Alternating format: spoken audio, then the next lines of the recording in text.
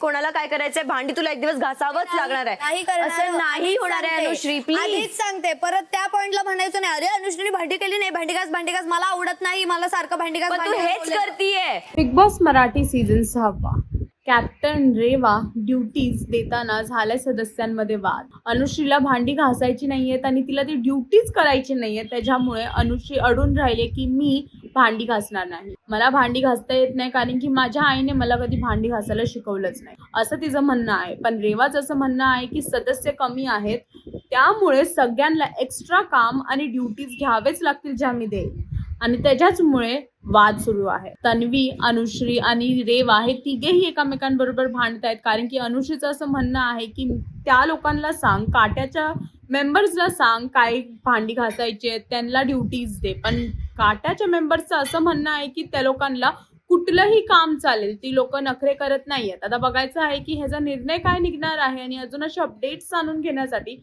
Tellychakkar रिजनल्सला subscribe करा.